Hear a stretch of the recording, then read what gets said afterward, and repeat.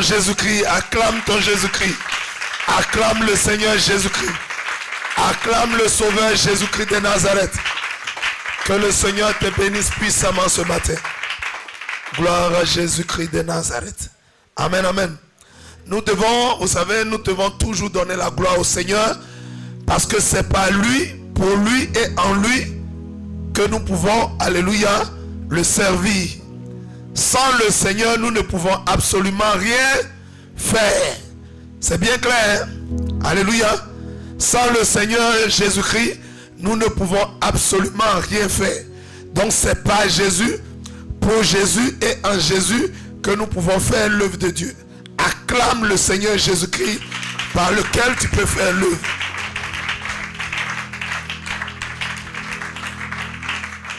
Ne te lasse jamais. Amen.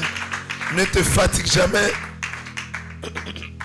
Ne te fatigue jamais de lui donner toute la gloire. Amen. Que Dieu vous bénisse. Je vous salue ce matin. Dans le nom de Jésus, je suis dans la joie. Quand on me dit, allons à la maison du Seigneur. Qui est dans la joie comme moi? Qui est dans la joie, qui acclame le Seigneur? Alléluia. Il te faut aimer la présence de Dieu. Gloire à Jésus. Il te faut aimer la présence du Seigneur Jésus-Christ.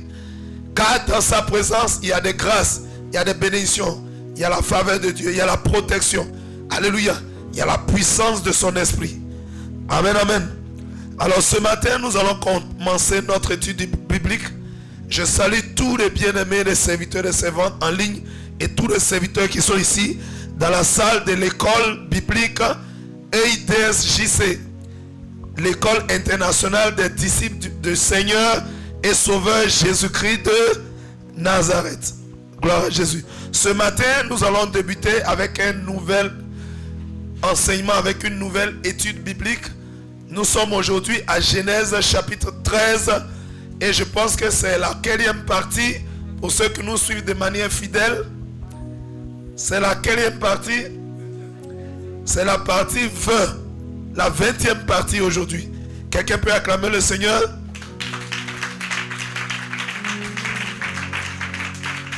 Ça veut dire nous allons doucement mais sûrement. Amen. On n'est pas pressé. On n'est pas pressé. Gloire à Jésus. Nous ne sommes pas pressés. On y va lentement mais sûrement. Que le Seigneur nous bénisse. Alors ce matin, hier nous avions dit, nous avions vu en Genèse 12, on avait dit que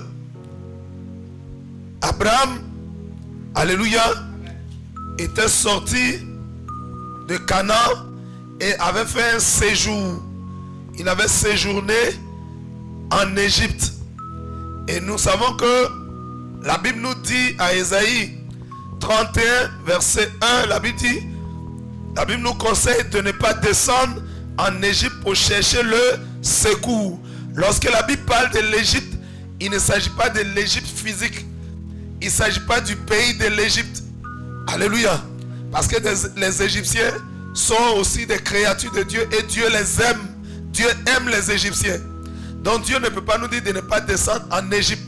Mais quand Dieu parle, quand Dieu nous dit de ne pas descendre en Égypte, l'Égypte au plan spirituel c'est le symbole du monde.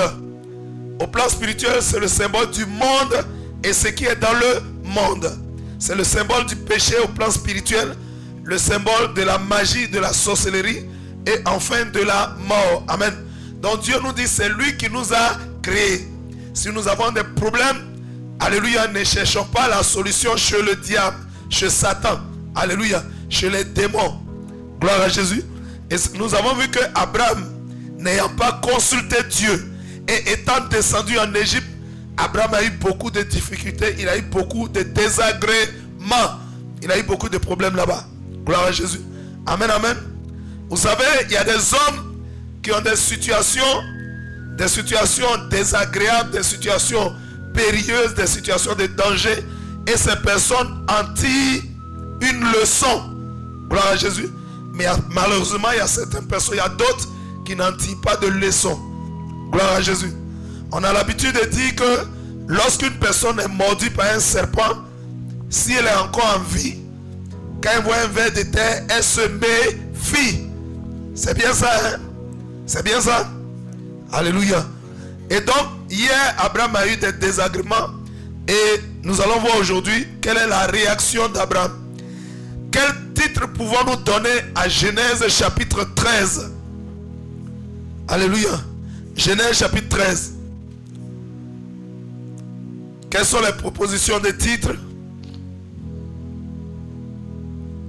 Micro, oui. Proposition de titre.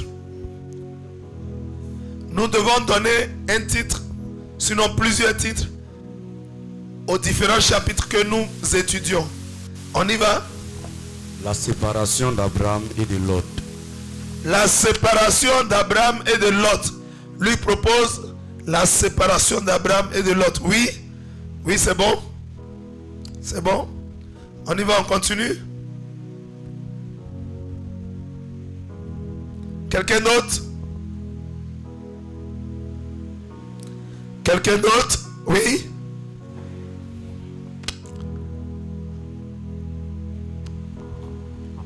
Distribuez le micro s'il vous plaît. Le retour d'Abraham de l'Égypte. Le retour d'Abraham de l'Égypte, oui, c'est puissant aussi. Gloire à Jésus. Qui d'autre? Le premier a dit la séparation de Lot et d'Abraham. Lui vient de dire le retour d'Abraham. Alléluia. Il est sorti de l'Égypte. Oui.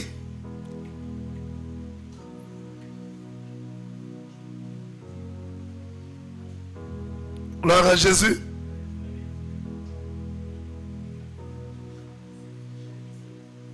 On continue? Ok. Donc on peut proposer Abraham et Lot se séparent. Alléluia. On peut dire aussi le retour d'Abraham en Canaan. Alléluia. Gloire à Jésus. Acclame le Seigneur Jésus-Christ de Nazareth.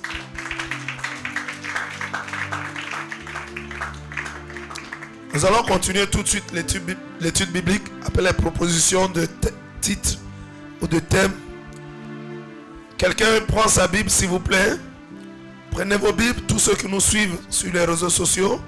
Veuillez s'il vous plaît vous munir de vos Bibles afin d'étudier la Bible. Amen. Ayez votre Bible régulièrement et méditez-la jour et nuit. Amen, amen.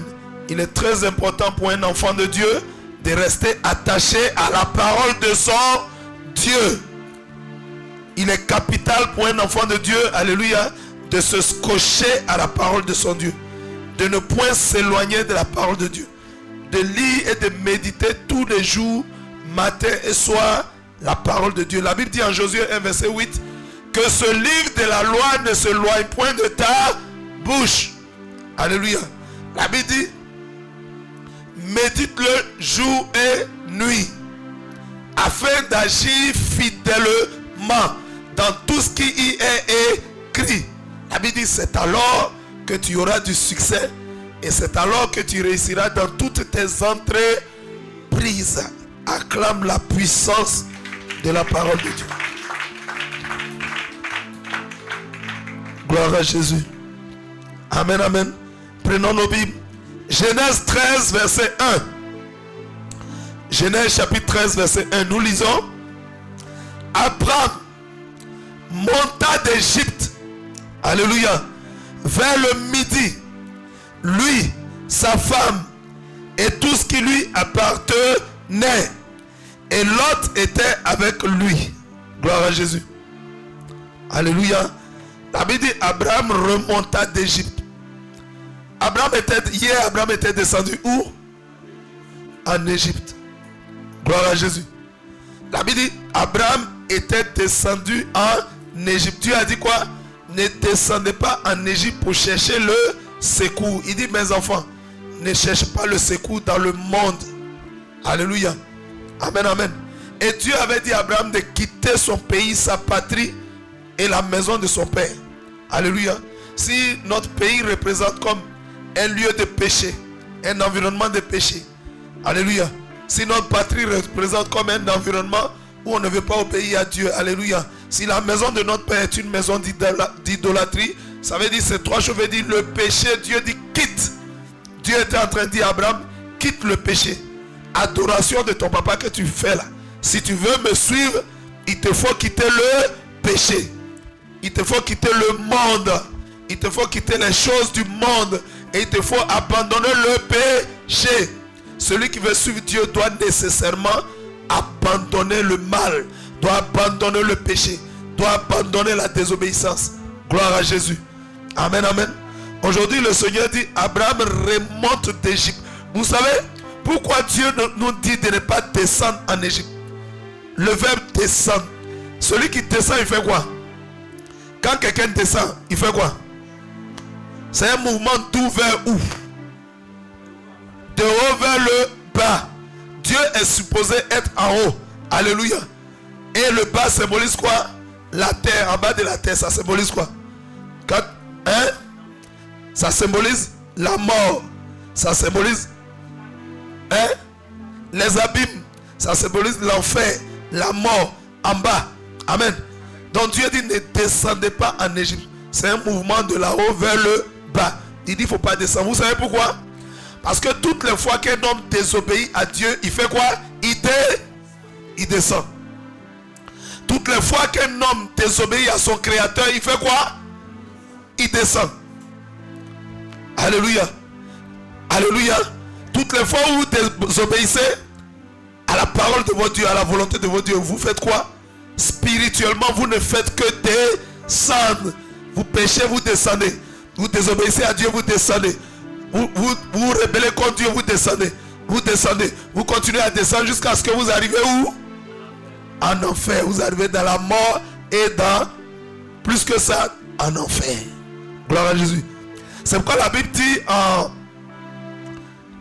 Jonas chapitre 3, chapitre 1, verset 3, la Bible dit quoi? Jonas descendit à Jaffo. Alléluia. Dieu dit à Jonas, va à Ninive pour évangéliser. La Bible dit Jonas va à Tarsis. C'est le sens opposé. Est-ce que Jonas a obéi? Est-ce qu'il a obéi? La Bible dit le prophète Jonas de la Bible est descendu à Jaffo. Quand on pêche contre Dieu, on descend. Quand tu pêches, tu descends. Quand tu pêches, tu descends. Quand tu désobéis, tu descends. Jusqu'à ce que tu sois englouti. Alléluia. Par le bas. Amen, amen. Si donc nous péchons, nous descendons. Quand on obéit à Dieu, on fait quoi? On fait quoi? On monte. Celui qui obéit à Dieu, monte. Celui qui continue d'obéir, monte. Celui qui continue d'obéir à Dieu ne fait que monter. Jusqu'à ce qu'il monte. Jusqu'à ce qu'il monte. Jusqu'à ce qu'il se retrouve où? Au ciel. Se retrouve au paradis. Acclame le Seigneur Jésus. C'est pourquoi le Seigneur nous dit en Isaïe 31, verset, il dit, ne descendez pas mes enfants. Ne descendez pas en Égypte. Ça veut dire, mes enfants, montez vers moi. Alléluia. Obéissez et montez. Gloire à Jésus. Quelqu'un a compris la révélation? Amen, amen. La Bible dit, Abraham remonta d'Égypte. Alléluia. Dans ce verbe, il y a quoi? Dans remonter, il y a quoi? Abraham remonta d'Égypte. Dans remonter, il y a quoi? Monter. Quand il est descendu en Égypte, il a désobéi à Dieu, il est descendu. Vous voyez tout ce qu'il a eu hier. Mais Abraham, Égypte là, c'est pas bon. Il a quitté en Égypte. J'ai retourné dans le lieu de ma destinée. J'ai retourné dans le lieu de mes promesses. Amen. Et donc la Bible dit quoi? Abraham remonta. Il a commencé à monter. Quand tu prends conscience de ton péché, tu te répands. Tu renonces au mal. Alléluia. Et tu commences à suivre Jésus dans le chemin. Tu montes. Acclame le Seigneur Jésus-Christ de Nazareth. Ça veut dire le fait que Abraham quitte l'Égypte pour retourner dans le lieu de ses promesses, il a commencé à obéir à Dieu. Donc il a commencé à... Abraham remonta d'Égypte, alléluia, vers le midi. Le midi, c'est quoi? On a dit hier, c'est le sud. Le midi, c'est le sud. Amen, amen. Il allait vers le sud, lui, sa femme, et tout ce qui lui appartenait. Et Dieu ajoute que je dis, Lot était avec lui. Gloire à Jésus. Lot était avec lui. Ça, c'est l'Esprit de Dieu qui parle. Oui, Dieu ne dit rien en vain. Tout ce que Dieu dit, c'est un enseignement. Tout ce que Dieu libère, c'est un enseignement. Dieu ne dit rien gratuitement. Vous ne trouverez jamais dans les Écritures une phrase, un mot, quelque chose que Dieu a ajouté, alléluia, mais qui est inutile. Jamais. La parole de Dieu, quand Dieu parle, c'est un enseignement. Il dit Lot était avec lui. Gloire à Jésus. Allons-y dans le verset 2. Ouais. Amen, amen. Amen, amen. La Bible dit en Genèse 12, verset 4 hier, vous allez voir que Dieu ajoute toujours. La Bible dit Lot était avec Abraham. En Genèse 12, verset 4, la Bible dit quoi? Amen. Si on retourne un peu derrière, vous allez voir verset 4, il dit quoi? Abraham partit comme l'Éternel lui avait dit. Lot partit avec lui. Il ajoute, Lot est parti avec lui. Genèse 13, verset 1, il dit encore, Lot est là, à côté. Pourquoi l'Esprit de Dieu insiste toujours, Lot est là? Il parle, mais Lot est là. Il parle, mais Lot est là. Est-ce que Lot était le seul, alléluia, dans la délégation d'Abraham? Est-ce que Lot était le seul? Mais l'Esprit de Dieu ne quitte pas cette pensée. L'Esprit de Dieu est dessus. Lot est là. Lot est à côté. Lot est avec lui. Il insistait. Ça va nous enseigner quelque chose tout à l'heure. Gloire à Jésus. Acclame la puissance de la parole de Dieu. Gloire à Jésus. Alléluia. La Bible dit comme Abraham, Dieu lui a dit de ne pas descendre en Égypte. Il n'a pas considéré Dieu, il l'a fait. Il a pris la résolution de revenir vers Dieu. C'est l'idée de... C'est la démarche chrétienne. C'est l'idée de comment le chrétien marche. Où il quitte. Comment il avance. Et vers où il va. Vous savez, nous étions tous dans le monde avant. Nous ne connaissions pas Jésus-Christ de Nazareth. On est quitté en Égypte. L'Égypte, c'est le symbole du monde. Nous sommes tous quittés en nous, en Chaldée. Alléluia. Nous étions tous des Chaldéens, des Égyptiens. Gloire à Jésus. Et nous avons pris conscience de nos péchés quand Dieu nous a appelés. Alléluia. Nous avons renoncé à tous ces péchés. Nous avons demandé pardon à Dieu. Nous nous sommes repentis. Nous avons renoncé. Et nous sommes venus à Dieu. Quand Abraham est allé en Égypte, il s'est rendu compte que c'était une erreur de sa part. Parce que quand Dieu vous donne une destination, alléluia, vous allez de bénédiction en bénédiction. Mais là où Dieu ne vous a pas envoyé, quand vous allez là-bas, vous avez problème. Quand Dieu ne vous a pas indiqué un lieu, quand Dieu ne vous a pas dit allez ici, que vous allez là-bas, il y a toujours problème là-bas. C'est le signe que ce n'est pas Dieu qui a voulu que vous y allez. C'est le symbole que Dieu ne veut pas que vous allez là-bas. Et donc quand Abraham s'est rendu compte avec tous les désagréments qu'il a eu hier, alléluia, amen, amen. La Bible dit que Abraham se décida à revenir à son Créateur. C'est ça la marche chrétienne. Quand un homme prend conscience que sans Dieu il ne peut rien faire, sans Dieu il n'est rien, qu'il ne va qu'en perte, il ne va que de destruction en destruction, de péché en péché, que sa vie est misérable, quand il prend conscience, il remonte et il obéit à Dieu et il va vers Dieu, il retourne à son Créateur. C'est un peu cette marche-là qu'Abraham a faite. Alléluia. Acclamons le Seigneur.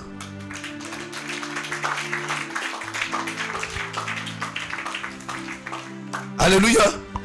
Abraham prend conscience, il dit, après donc tous ces épisodes dangereux hier, ces menaces, Abraham dit, je vais retourner vers le lieu de ma promesse. Gloire à Jésus. Je retourne vers où Dieu m'a donné la promesse. Gloire à Jésus. Je retourne dans le lieu de ma destinée. La destinée, c'est quoi? Le destin. Qui connaît le destin? La destinée. Micro. Gloire à Jésus.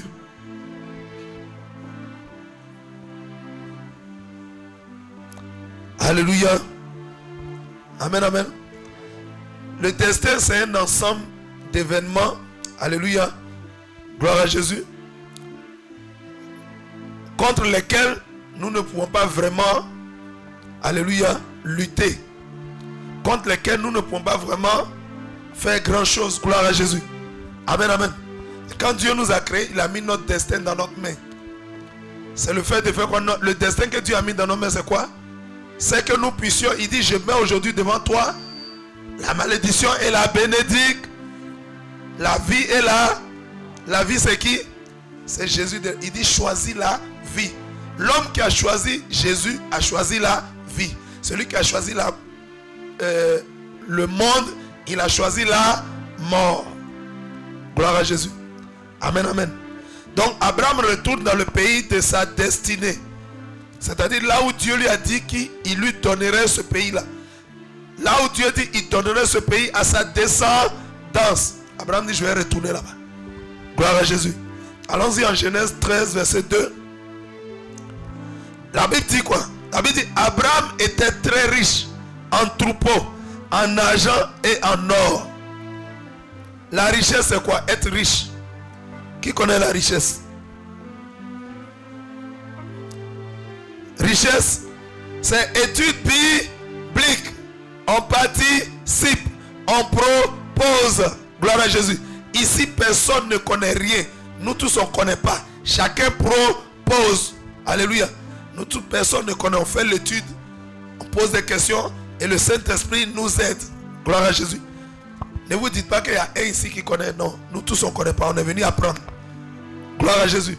Alors proposez. Même si vous pensez que c'est ça ou c'est pas ça, au moins proposez. La richesse. Ah, richesse. Être riche. Donnez une idée. Prenez le micro s'il vous plaît. Vous ne savez pas qu'on dit ça c'est un homme riche ou bien ça c'est un homme pauvre. Vous ne connaissez pas ce que ça signifie. Oui, allons-y. Micro rapidement. La Bible dit Abraham était très riche. Oui. Selon moi, la richesse, c'est de posséder quelque chose de matériel ou d'immatériel. C'est puissant. Amen. C'est posséder quelque chose de matériel. Il y a un petit quelque chose qui manque dedans, mais c'est déjà bon. Amen, c'est déjà bon. Oui. Amen. Oui. Selon moi, la richesse, c'est avoir des biens matériels précieux. Précieux. L'argent, l'or. Il y a quelque chose qui diamants. manque encore. Il dit c'est avoir des biens matériels mais précieux. Il y a quelque chose qui manque encore. C'est ça, mais il y a quelque chose qui manque. Oui. Micro rapidement. On continue. Selon moi, c'est avoir...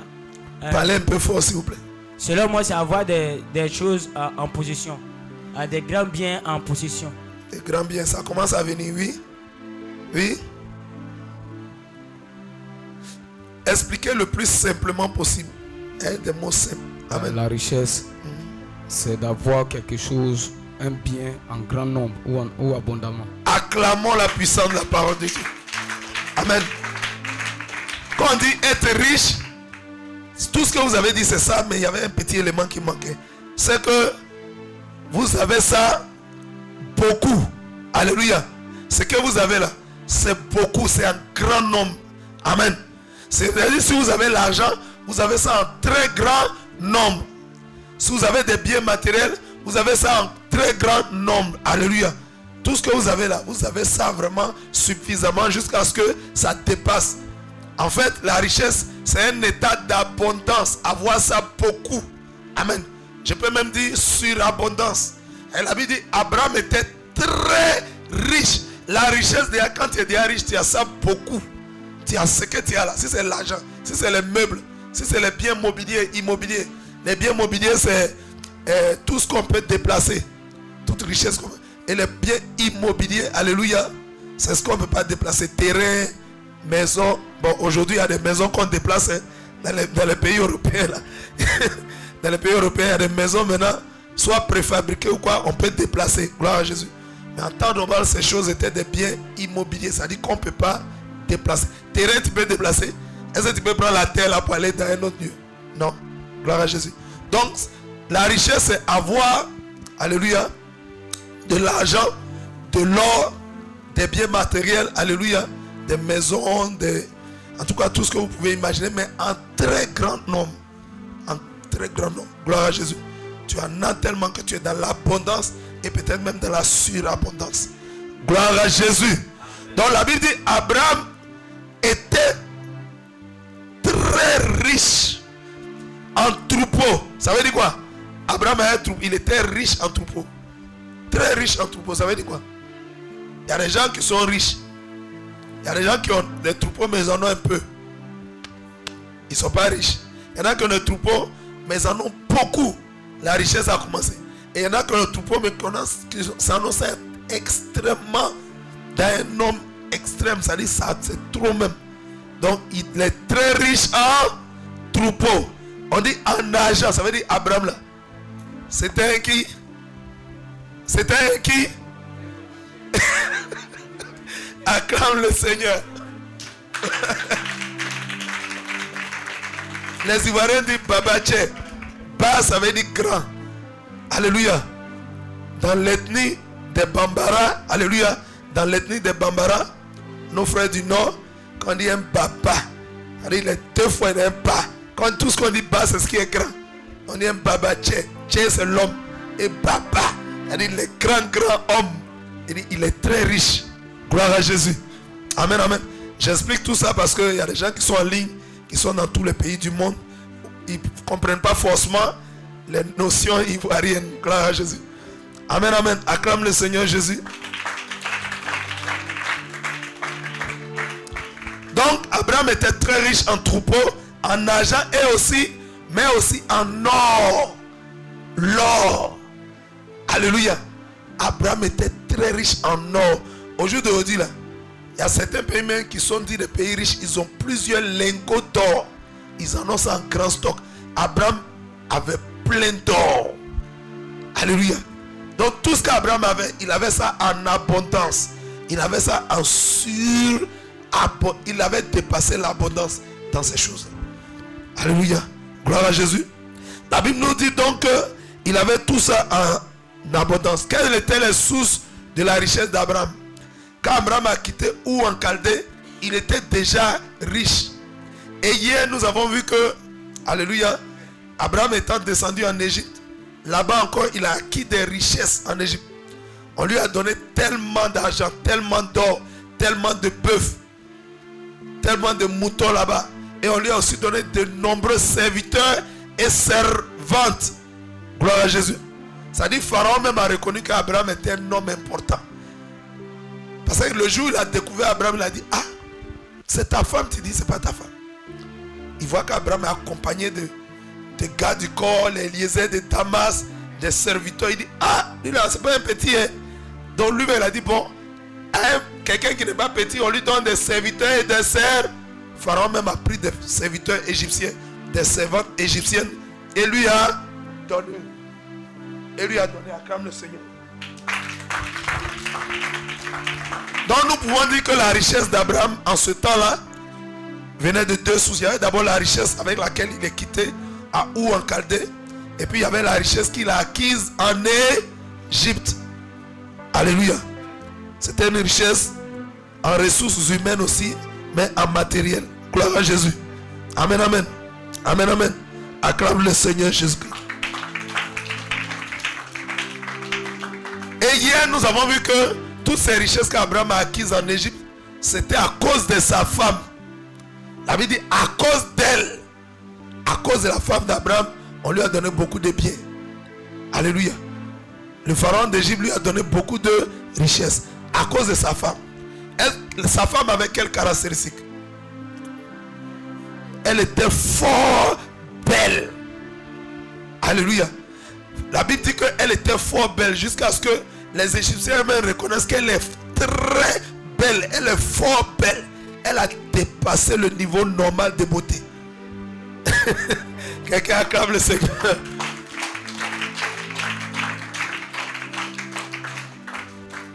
Quand on dit tu es fort, on a étudié ici Moïse. La Bible dit Moïse est fort patient. Et ici on nous dit Sarai était fort belle. Mais je vais vous dire, cette beauté c'était sans perruque. Sarai ne portait pas perruque. Alléluia. Elle ne portait pas mèche. Elle ne portait pas faux cils, faux sourcils, faux ongles, faux teint, boucle d'oreille. Elle était naturellement belle. Vous voyez que vous pouvez ne pas avoir ça et puis on va vous dire fort belle. Qu'on a plein de femmes, elles ont leurs cheveux naturels. Elles ne mettent même pas tous les appareils, tous les artifices de Jézabel, mais elles sont naturellement belles. Souvent le diable te fait croire que tu es belle parce que tu as mis des artifices. Est-ce que vous savez que dans le monde spirituel, la sirène des eaux également met des artifices. Gloire à Jésus. La sirène, elle met des artifices. Parce que c'est un esprit impur, c'est un démon. Vous avez pas vu un démon qui est joli? Les démons, alléluia. Ça veut dire que vous voyez le péché, c'est le péché est joli. Le péché est laid. Le péché est vilain. Le péché n'est pas bon. Donc quand tu as l'image de quelque chose, tu ressembles à cette chose-là. Gloire à Jésus. Et comme les démons, alléluia, leur univers naturel c'est le péché. Ils aiment naturellement le péché. Ils baignent dans le péché. Donc naturellement, ils sont devenus des êtres laids. Des êtres que Dieu avait fait de manière magnifique. Ils sont devenus maintenant laids. Alléluia. Donc elle met ces choses-là. Donc tous ceux qui mettent ça, vous allez ressembler à elle. Et c'est cette beauté-là que c'est. La Bible dit, Sarai était fort belle, sans artifice, sans beauté artificielle. Gloire à Jésus. Acclame le Seigneur.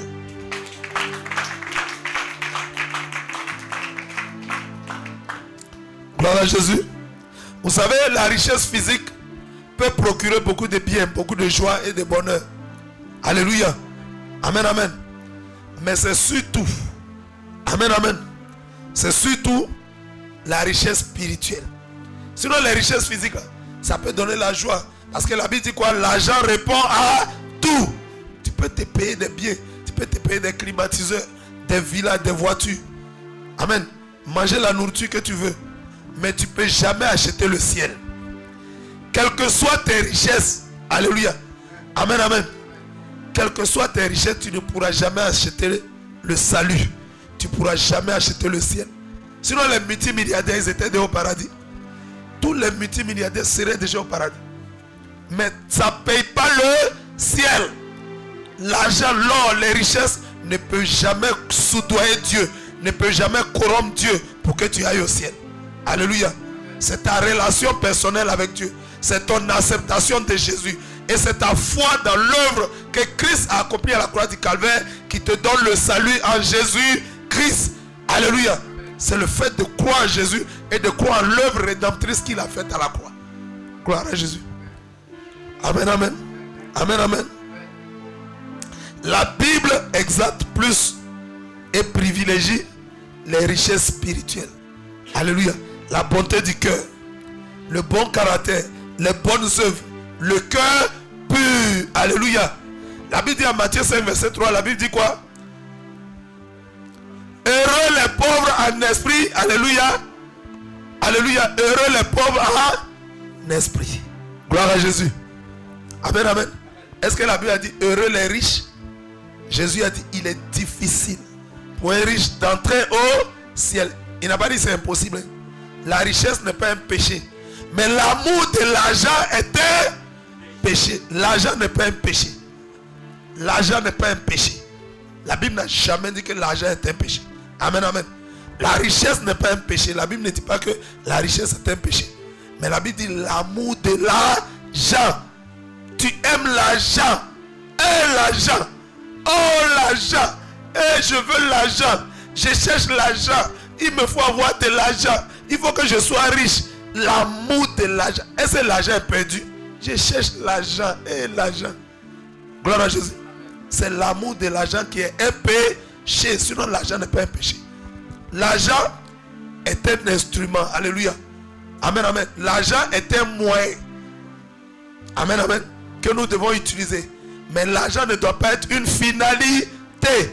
Ah, moi je vis pour l'argent. Ah, si moi je fais ça là, c'est pour l'argent. Ah, moi je veux vraiment avoir l'argent. Même si, un jour, j'étais allé au garage. J'ai vu un jeune garçon qui était un mécanicien. J'étais allé au garage. J'étais allé au garage. Alléluia. Avec le véhicule, avec mon véhicule. Et puis, quand je suis arrivé au garage, il y a un jeune mécanicien. Il a dit quelque chose qui m'a beaucoup frappé. Il dit, hé, le père. Vraiment, il voyait plein d'hommes riches qui venaient de grosses voitures, des voitures de luxe. Le jeune homme m'a regardé, le père. Même si je peux avoir l'argent comme ces hommes-là, être riche comme eux, même si c'est pour vivre 7 ans seulement, je m'en fous. Pourvu qu'ils soient extrêmement riches. Il venait d'adresser une prière au serpent. Le serpent a entendu sa prière. Je veux être riche Mais même si tu passes sur la terre, je m'en fous. Sa finalité, c'était l'argent. Il aimait l'argent. Je lui ai dit, petit, l'argent là, que tu cherches, tu risques d'aller en enfer. Et tu vas aller en enfer, ça, si tu ne te répands pas. Gloire à Jésus. L'argent est un moyen. L'argent doit nous servir. Un moyen, c'est-à-dire on s'en sert. L'argent doit nous servir. Mais l'argent ne doit pas être une finalité. L'argent ne doit pas être notre maître. Est-ce que quelqu'un comprend? C'est pourquoi la Bible dit, l'amour de l'argent est un péché. L'argent même n'est pas un péché. Mais aimer l'argent. Alléluia. Tout faire pour l'argent. Tout ce que tu fais, c'est à cause de l'argent. Ça, c'est l'amour de l'argent. C'est ça qui est un péché. Quand en toute chose tu cherches l'argent, ça veut dire l'argent devient ton maître. Or, l'argent doit être ton serviteur. L'argent doit te servir. Je ne sais pas si quelqu'un me comprend bien. Et tu me comprends, acclame le Seigneur. La Bible dit celui qui aime l'argent n'est pas rassasié par l'argent. La Bible dit celui qui aime l'argent, il ne sera jamais rassasié par l'argent. Ça ne peut jamais te rassasier. Est-ce que vous voyez les gens qui ont l'argent? En principe, ils devaient arrêter d'avoir l'argent. Il y a des gens qui ont 1000 milliards. Il y en a qui ont 3000 milliards. Mais ils sont toujours en train. Attends, j'ai construit un bâtiment ici. J'ai fait ça là ici. On voit que la Bible ne ment jamais. La Bible dit toujours la vérité. La Bible dit celui qui aime l'argent ne sera jamais rassasié par l'argent. Rassasié, ça veut dire quoi? Amen. Amen, amen. Ça veut dire qu'il est comblé et il n'en cherche plus. Mais il n'est pas rassasié. Il y a des milliards, mais il est là en train de faire des choses toujours pour avoir encore de l'argent. Les gens disent, mais lui là, c'est quel argent il cherche encore? C'est quel genre d'argent il cherche encore? Même s'il prend un tiers de son argent, qui mange 300 000 ou 2 millions chaque jour, il peut vivre jusqu'à la fin de sa vie, jusqu'à ses enfants, ses descendants, et l'argent ne va même pas finir. Mais il en cherche encore. L'amour des richesses. L'amour de l'argent, l'amour des richesses. Gloire à Jésus. Amen, amen. La Bible exalte plutôt la richesse spirituelle. Alléluia. La richesse spirituelle. Acclame la puissance de la parole de Dieu.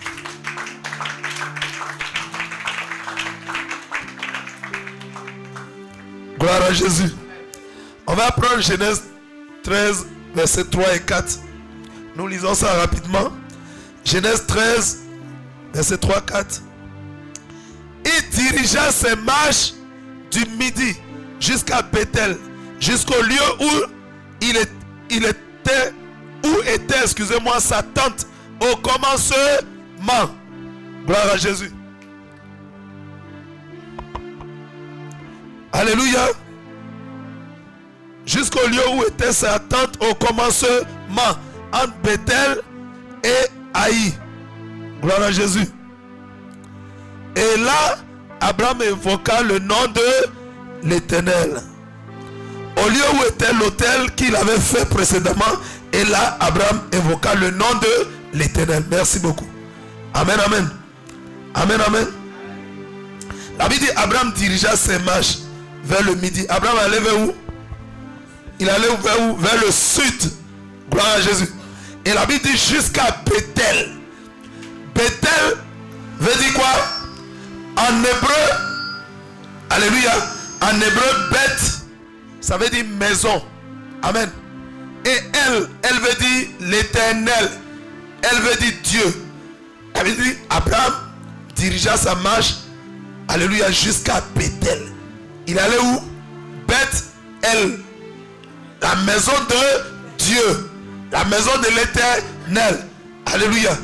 Donc quand Abraham a compris la leçon, il s'est dirigé au contraire vers Dieu. Gloire à Jésus. La Bible dit, venez à moi, vous tous qui êtes fatigués et chargés, et je vous accorderai le repos. Gloire à Jésus. Abraham a compris, après toutes les souffrances en Égypte, qu'un homme se doit de se diriger vers son Créateur. Un homme se doit d'aller vers son Dieu. Amen, amen. Hier, on a vu ça. On a dit le bœuf, il va vers son maître. On a dit les ânesses vont vers la crèche de leur maître. Quand ils ont problème, ils vont vers leur maître. Abraham a compris que résolument, c'est-à-dire décidément, il faut que je retourne à mon Créateur. Il faut que j'aille à Bethel. Gloire à Jésus. Et il est allé à Bethel. Et la Bible dit, au lieu où était l'autel qu'il qu'il avait fait précédemment. On a vu hier autel, non, l'autel c'est quoi? David dit Abraham invoqua le nom de l'Éternel. L'autel, nous avons toujours dit que c'est quoi? C'est un lieu de rencontre. C'est un site de rendez-vous avec Dieu. Amen. Donc quand toi et quelqu'un, quand toi et Dieu, vous êtes entendus pour vous rencontrer quelque part, dit désormais notre lieu de rendez-vous là c'est ici. Abraham est descendu en Égypte, il a eu des problèmes. Maintenant il décide de retourner à Bethel, la maison de Dieu. Il va aller où à Bethel? Alléluia. Là où Dieu est demandé, le lieu de la rencontre c'est où? C'est l'autel. Gloire à Jésus. Donc Abraham se rend à l'autel et la Bible dit là, Abraham invoque le nom de l'Éternel. Alléluia.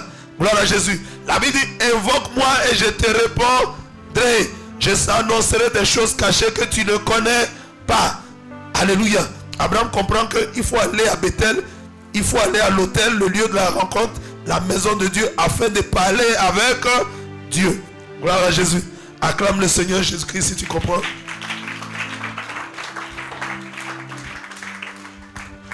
Gloire à Jésus. Le verset 5. Genèse 13, verset 5. Lot, alléluia, qui voyageait avec Abraham, avait aussi des brebis, des bœufs et des tentes. Gloire à Jésus. Ça vous fait penser à quoi? On dit Lot, il avait aussi des brebis, des bœufs et des tentes. Lot avait des bœufs en abondance. Ça veut dire quoi? Il était aussi riche en troupeaux, en bœufs. Il avait aussi des brebis. Amen. En grand nombre. Et il avait aussi des tentes. Une tente c'est quoi? C'est une maison, mais quel genre de maison? Est-ce que c'est une maison définitive?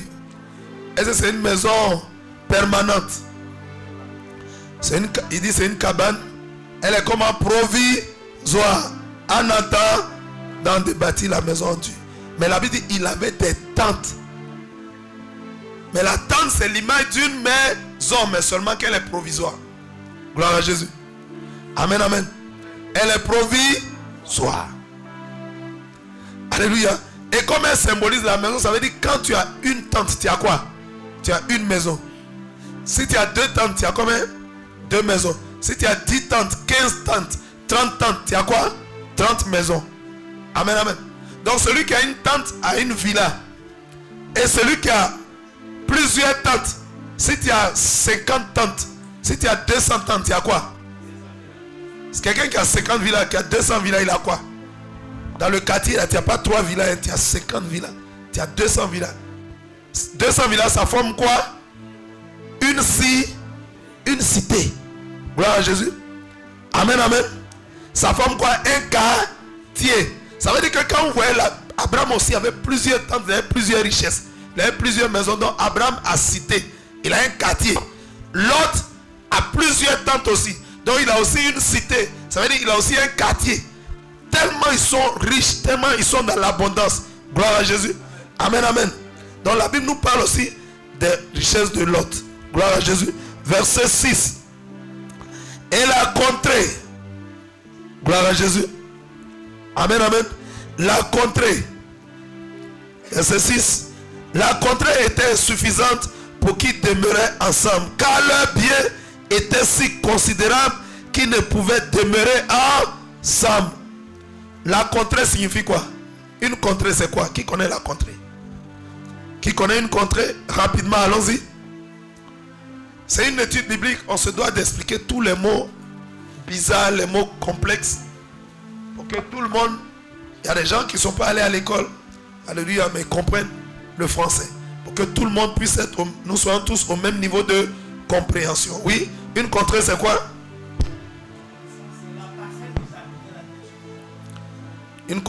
Il dit c'est la parcelle où ils habitaient. C'est quoi une contrée encore? Gloire à Dieu. Oui. Selon moi, une contrée, c'est une région. Une contrée, c'est une région. Oui. Très bien. Alléluia. Amen, amen. Donc la contrée, la Bible dit la contrée était insuffisante. Ça veut dire quoi? Le pays où ils étaient, le quartier où ils étaient, était insuffisant pour les 2 familles. Gloire à Jésus. Vous voyez que c'est difficile pour 2 familles d'habiter dans une même maison. Amen. Parce qu'une famille, selon la configuration de Dieu, il y a un chef. Amen. Il y a un chef, il y a le sous-chef, madame, et il y a les enfants qui représentent le peuple. Amen.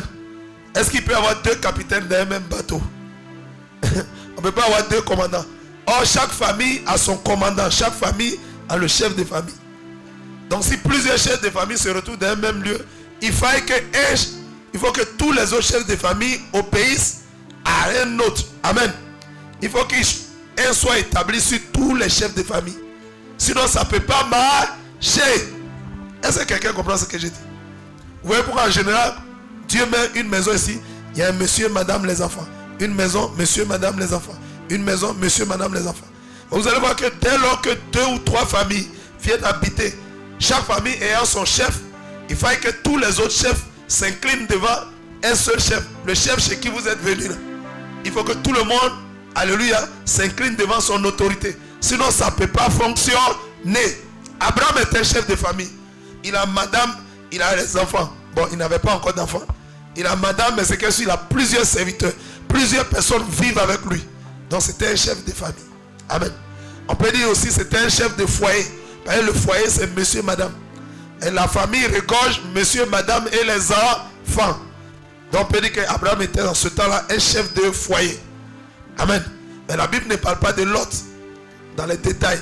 Mais Lot, on peut considérer que Lot était aussi un chef de famille. La Bible ne dit pas que Lot était stérile. Amen. Donc on peut penser que Lot, non seulement il avait sa femme, mais il avait aussi des enfants. Il avait aussi des serviteurs, des servants. Donc 2 maisons qui habitent dans le même carré. Ça ne peut pas marcher. Pour que ça puisse marcher, ça peut marcher, mais il faut que les autres chefs s'inclinent. Mais malheureusement, Abraham avait des serviteurs, Lot aussi avait des serviteurs. Gloire à Jésus. On continue la méditation. On dit, la contrée était insuffisante pour qu'ils demeurent ensemble, race ensemble. Et car leur bien était si considérable qu'ils ne pouvaient demeurer ensemble. Ils ne pouvaient pas. Verset 7. Il y eut querelle entre les bergers des troupeaux d'Abraham et les bergers des troupeaux de Lot. Les Cananéens, les Phérésiens habitaient alors dans le pays. Il y eut querelle. Une querelle, c'est quoi? Prenez le micro, s'il vous plaît. Une querelle, c'est palabre. Une querelle, c'est palabre. Gloire à Jésus. Quelqu'un dit une querelle, c'est pas palabre. Je pense que palabre, tout le monde comprend. Palabre, c'est quoi? Vous dites c'est palabre. Bon, palabre là même, c'est quoi? Gloire à Jésus. Alléluia. Palabre, c'est quoi? Gloire à Jésus. Et il faut pouvoir expliquer palabre aussi. Il y en a qui ne comprennent pas palabre. C'est vrai que s'il voit, il peut savoir. Mais quand on dit palabre, oui, maman, allons-y. Palabre, c'est les mésententes. Palabre, c'est une mésentente. Les discutes. Dans mésentente, il y a quoi? Il y a mais et puis entente. Mésentente, ça veut dire ne pas s'entendre. Est-ce que querelle, c'est ça? C'est ça, mais il y a quelque chose qui manque. Les disputes. Les disputes. Alléluia, très bien. Mais on va encore expliquer dispute. Est-ce que tout le monde comprend dispute? Une dispute, c'est quoi? Oui. C'est ça, hein, mais on veut... Voilà. Oui. Une querelle, c'est une contestation. Ce sont des démêlés. Ça, c'est encore loué. Démêlés. On démêle quoi? En fait, le principe de l'étude biblique, peut-être que vous allez me comprendre, vous pouvez utiliser des mots synonymes. Vous voyez? Dans l'explication des notions, des mots, tout ça, vous pouvez utiliser des synonymes, des mots synonymes. Alléluia. Amen, amen. Ça veut dire des synonymes, ça veut dire qu'ils ont la même signification. Amen. Amen, amen. C'est pas écrit de la même manière, mais ça a la même signification. Mais quand c'est un synonyme que vous donnez, il faut que ça soit clair. Il faut que ça soit simple. Il faut que tout le monde puisse comprendre. Mais si on dit démêler, ça devient compliqué. Quelqu'un a dit, querelle veut dire dispute. Dispute veut dire quoi? Quelqu'un dit dispute, c'est palabre. Amen, on ne comprend pas. Mais dispute, c'est quoi? Je sais que je veux que vous montrez pour que les gens comprennent bien. Dans dispute là, querelle là, il y a quoi? Toi là, tu es malade, ça ne va pas chez toi. L'autre dit, l'autre envoie, lui l'envoie, l'autre envoie. Vous voyez? Pour qu'on puisse bien comprendre, c'est quoi? Ils s'échangent quoi? Ils s'échangent des cailloux, ils s'échangent des pilons, c'est des machettes, c'est l'ambé. C'est quoi? C'est des paroles. Alléluia. C'est un échange, une dispute, une querelle. C'est un échange de paroles. Alléluia. C'est verbal, la bouche, on parle. C'est un échange de paroles, mais seulement ces paroles-là ne sont pas gentilles. Ces paroles-là ne sont pas douces. Amen. C'est un échange de paroles très violentes. C'est des paroles violentes. Et c'est des paroles désagréables. Il n'est pas en train de dire, hey, toi là tu es gentil, que Dieu te bénisse. C'est pas un échange comme ça. Hein? C'est pas ce genre d'échange là. Que comment tu vas? Dieu te bénisse. Et l'autre dit que Dieu te bénisse aussi. C'est pas ça, on dit querelle, dispute. C'est échange de paroles violentes. Il y a la violence dedans. Il y a la colère dedans, la rage. Amen. Et les paroles là ne te font pas du bien. Quand un parle, ça fait du mal à l'autre. Quand l'autre parle, ça fait du mal à l'autre. Ben, il y a des injures dedans. Il y a des paroles méchantes dedans. Il y a des paroles blessantes dedans. Des paroles méchantes, des paroles blessantes. Des paroles qui ne font pas du bien. C'est ce qu'on dit une querelle. C'est ce qu'on dit une dispute. Quelqu'un comprend bien? Tu as bien compris, mais tu n'as pas bien compris. Acclame le Seigneur si tu as bien compris.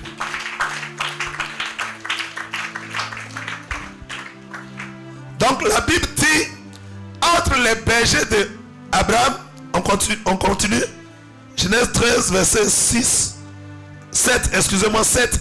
Il y eut querelle entre les bergers des troupeaux d'Abraham et les bergers des troupeaux de Lot. Les Cananéens et les Phérésiens habitaient alors dans le pays.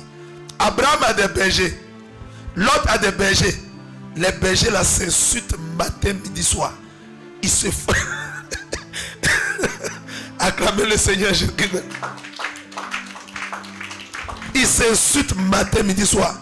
Les serviteurs d'Abraham, on peut intituler ça comme ça. Les serviteurs d'Abraham contre les serviteurs de Lot.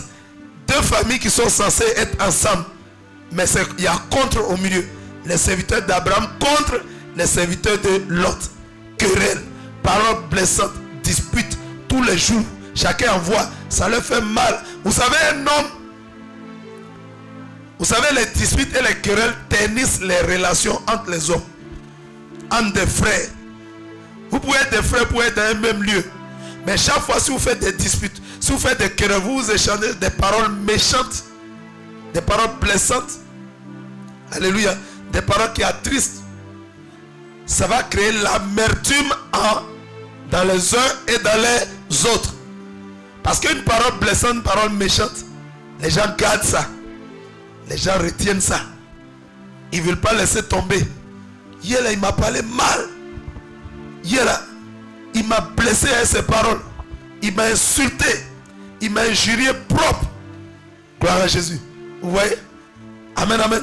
Et c'est ce qui s'est passé entre les bergers d'Abraham et les bergers de Lot. Gloire à Jésus. Il y avait parole, il y avait querelle. Amen, amen. Gloire à Jésus. Allons-y au verset 8. Acclame le Seigneur si tu as bien compris. Abraham dit à Lot, qu'il n'y ait point, je te prie, de dispute entre moi et toi, ni entre mes bergers et tes bergers, car nous sommes frères. Gloire à Jésus. Regardez. Abraham, alléluia, avait pour parents, avait pour frères Nachor et Haran. Abraham avait 3 frères. Alléluia, Nachor et Haran. Lot est le fils d'Haran, un des frères d'Abraham. Amen. Donc en tant que fils de son frère, il était son neveu. Ça veut dire Lot était avec son oncle. Amen. Un enfant et puis son tonton. En Afrique ici, nous on appelle ça tonton. Amen. C'est ton oncle. Mais regardez, tous les jours, tes bergers font des palabres aux bergers de ton oncle. Toi, tu es l'enfant. Tu es le neveu. Tu fais comment? Alléluia. La Bible dit, qui ne dit rien, consent. Si ces bergers font des palabres, des difficultés aux bergers de son oncle, et puis ça continue seulement, ça veut dire, l'autre est d'accord avec... quelqu'un ne comprend pas. L'autre est d'accord. Tes bergers font parler avec les bergers de ton oncle. Toi, tu es le neveu, le plus petit. Tu fais quoi? Tu vas réparer. Tu convoques tes bergers, tu les menaces. Vous ne savez pas que lui qui est là, on vit à lui. Vous ne savez pas que c'est mon oncle. Si je vois quelqu'un se disputer et ses bergers encore, vous allez m'entendre. Mais l'autre ne dit rien. Et ses bergers continuent à faire des palabres avec les bergers de son oncle. Gloire à Jésus. Même si les bergers d'Abraham n'ont pas raison, toi tu es le neveu. Tu vas essayer de calmer les autres tes bergers. Tu dis bon, mais c'est vrai que bon, ces bergers font chose, mais on va faire comment? C'est mon oncle. Donc les gars, mettez bas là, terre. C'est mon oncle. Gloire à Jésus. C'est mon tonton. Mais l'autre ne parle pas et les querelles continuent. Gloire à Jésus. Vous savez, quand tes bergers font palabre avec les bergers de ton oncle, puis tu ne parles pas, ça veut dire que c'est toi-même tu es en train de faire palabre avec ton... Tu n'es pas content de ton oncle. C'est ce que les gens appellent la guerre froide. C'est comme si c'est l'autre même qui poussait ses bergers à se quereller avec les bergers de son oncle. C'est une guerre froide. Au lieu de venir lui-même devant son oncle, il passe par ses bergers. Quelqu'un comprend? Tu comprends bien? Alléluia. Et donc l'autre laisse ça comme ça. Et ça continue, ça continue. Regardez ce que la Bible dit. Regardez très bien ce que la Bible dit. La Bible dit, en Genèse 13, verset 8, Abraham dit à Lot, aïe, tu as ton oncle, il y a palabre. Toi qui es le petit, c'est pas toi qui dois t'élever pour venir t'humilier devant ton oncle. Mais c'est l'oncle, ça veut dire c'est l'oncle, c'est Abraham qui s'élève pour aller vers son neveu. Est-ce que vous comprenez très bien? Ça veut dire si mon oncle ne vient pas, ça va rester comme ça. Je m'en fous. C'est comme c'est ce que l'autre disait. Donc le tonton a été obligé finalement. Il dit bon, je vais prendre l'initiative. Vous savez quand il y a querelle entre deux enfants de Dieu, alléluia, Dieu s'attend à ce que qui aille faire la réconciliation. Souvent chacun se dit, c'est lui qui m'a fait du mal, donc moi je ne vais pas lui demander pardon. L'autre aussi te dit, mais il m'a fait du mal, donc je ne vais pas lui demander pardon. Et ça reste comme ça. Vous comprenez? C'est un piège du serpent. Le serpent dit, toi qu'on a insulté, quand toi tu es allé demander pardon, il faut rester la fois, lui va venir te demander pardon. Il va chez l'autre, il va chez son frère. Toi qu'on a parlé mal, c'est toi qui vas aller demander pardon. Reste là, il faut l'attendre. Et c'est un piège du diable, les gens restent comme ça, en palabre. Pas de possibilité de réconciliation. Mais Dieu, vous savez, lorsque deux enfants de Dieu sont en difficulté, en querelle, le Seigneur, toi tu es son fils, l'autre est son enfant. Dieu n'est pas partisan, Dieu est là, il vous regarde. Dieu vous regarde. Dieu vous regarde. Dieu vous regarde. Mais le premier qui va se lever pour initier, ça veut dire pour commencer la réconciliation, celui-là, Dieu est d'accord avec lui. Quelqu'un acclame le Seigneur.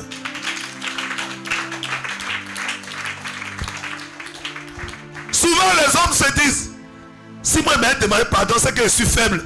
Si moi il m'abaisse là, c'est que c'est moi je suis faible. C'est pas comme ça. Ça c'est le serpent qui te dit ça. Dans la pensée parfaite de Dieu, dans la volonté parfaite de Dieu, celui qui initie la réconciliation, celui qui s'élève le premier pour aller demander pardon, Dieu dit c'est lui là qui est grand, c'est lui là qui est fort, c'est lui là qui est mûr, c'est lui qui est mature. Gloire à Jésus. Vous pensez que quand vous êtes en querelle avec votre frère, si vous allez lui demander pardon, c'est vous qui êtes un vaurien?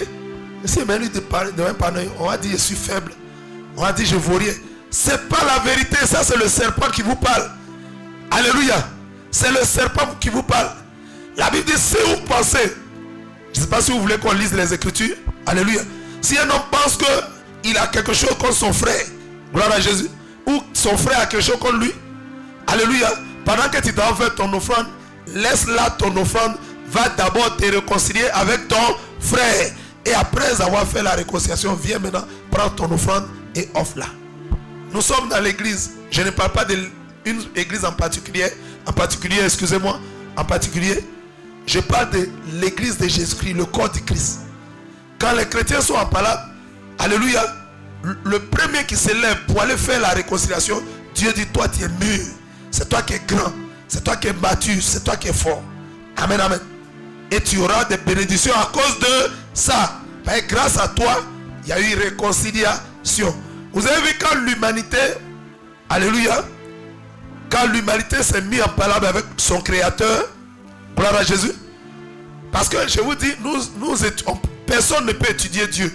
Mais en approchant la nature de Dieu, nous devons faire comme Dieu a fait. En étudiant tous les jours la nature de Dieu, ça nous permet de l'imiter afin de lui ressembler. blé.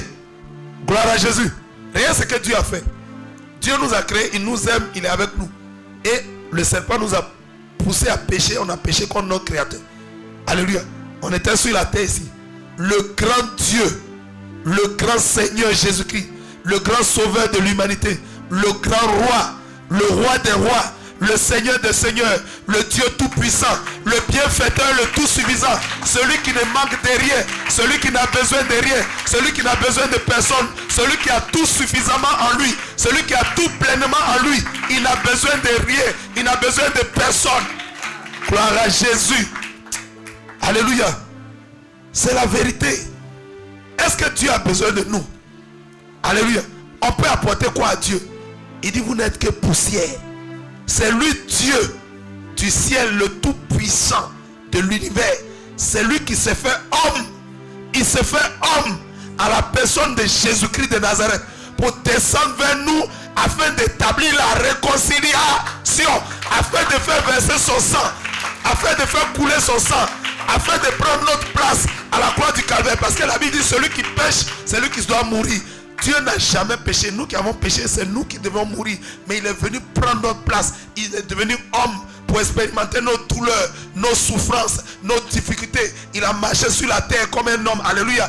Il a souffert. Il a eu soif. Il a eu faim. Alléluia. La Bible dit Jésus eut faim. La Bible dit Jésus pleura. Il s'est fait homme pour venir prendre notre place et pour mourir à notre place à la croix du calvaire.